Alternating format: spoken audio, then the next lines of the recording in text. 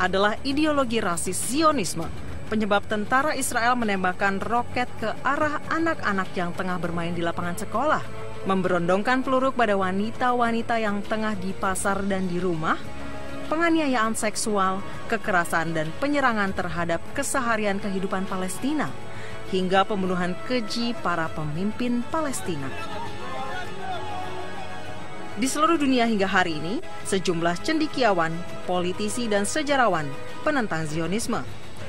Sejumlah pemikir dan penulis Nasrani dan Yahudi mengutuk kebijakan Zionis pemerintah Israel.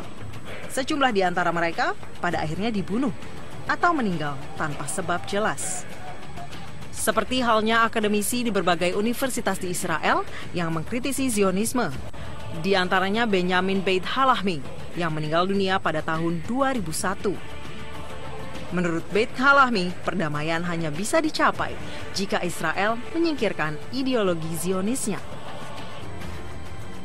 Sejarah Zionisme dilahirkan seorang wartawan turunan Yahudi bernama Benjamin Ze'ev.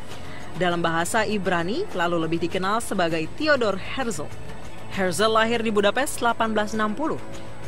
Setelah terjadinya peristiwa Dreyfus tahun 1894, Herzl ingin mendirikan negara berdasarkan ras Yahudi sendiri.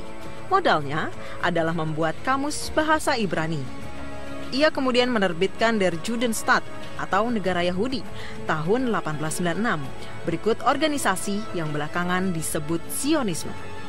Herzl sempat menawari Sultan Abdul Hamid II dari Ottoman untuk membeli sepotong tanah Palestina. Sultan menolak diplomasi Herzl dan mengirimkan memorandum balasan.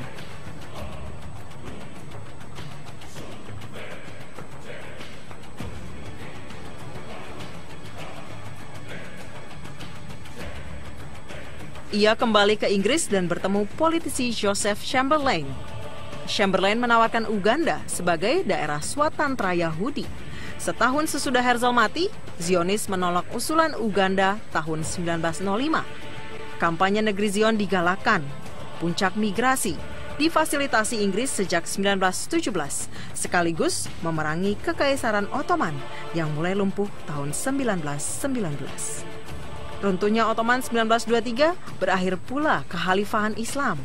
Inggris nasionalisme Turki di bawah Mustafa Kemal Pasha membawa peluang Herzl mendirikan negeri Zion. Pembantaian bangsa Palestina dibuka 9 April dari desa Deir Yassin 1948. Selang 1 bulan, David Ben-Gurion menyatakan berdirinya negara Israel 14 Mei 1948.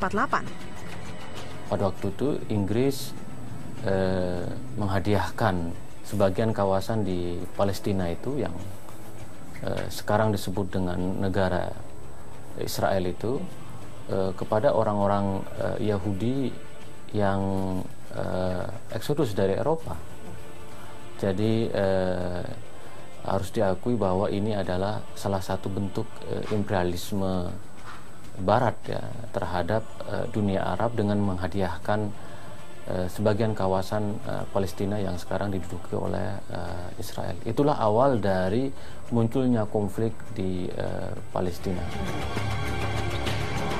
Wilayah Israel semakin besar setelah Perang 6 Hari 1967. Wilayah Israel terus melebar hingga hari ini, tentunya dengan segala dalih dan aksi kekerasan. Tidak peduli berapa banyak nyawa bangsa Palestina harus dihilangkan.